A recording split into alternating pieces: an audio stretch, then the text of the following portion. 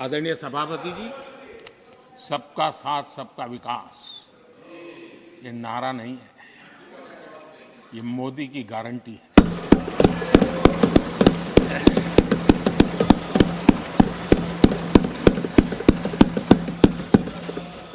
और जब इतने सारे काम करते हैं, मुझे किसी ने एक कविता लिख करके भेजी थी। कविता तो बड़ी लंबी है, तो उसमें एक वाक्य है, मोदी की गारंटी का दौर है। मोदी की गारंटी का दौर है। नए भारत की भोर, नए भारत की भोर,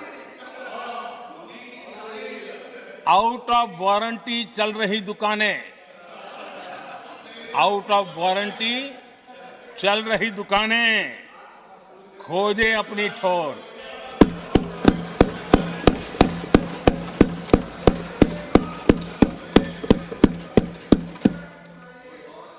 आदरणीय सभापति जी,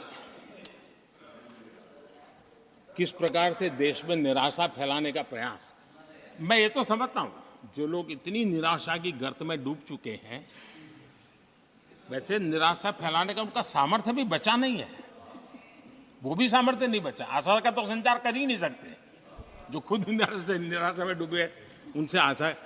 लेकिन देश में हर जगह जहां बैठो वहां निराशा निराशा निराशा फैलाने का जो खेल चल रहा है और सच्चाई को नकार करके हो रहा है, वो न खुद का भला कर पाएंगे न देश का भला कर पाएंगे।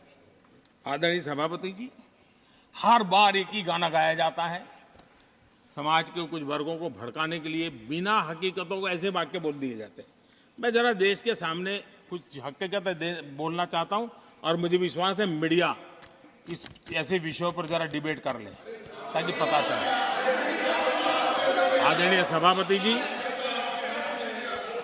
यहां पर सरकारी कंपनियों को लेकर हम ऊपर भांति भांति के आरोप लगे।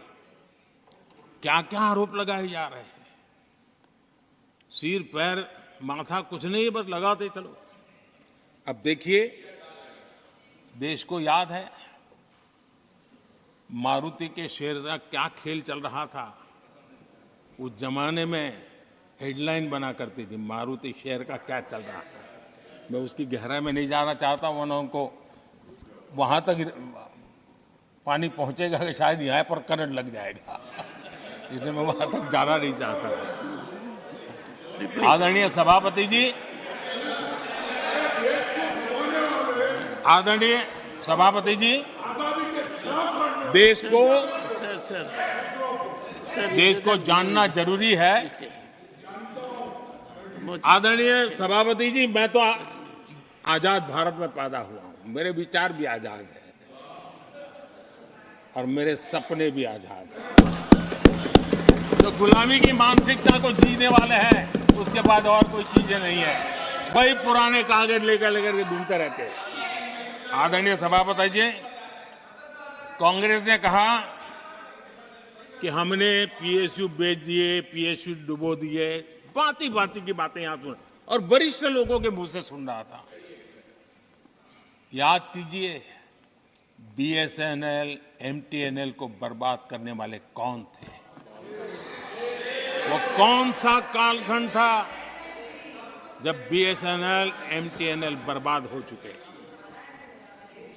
जरा याद कीजिए, एचएएल, उसकी दुर्दशा क्या करके रखी थी, बर्बादी।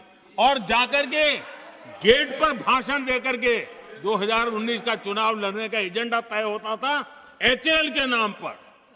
जिन्होंने एचएएल को तबाह कर दिया था, वो एचएएल के गेट पर जाकर के भाषण झाड़ रहे थे।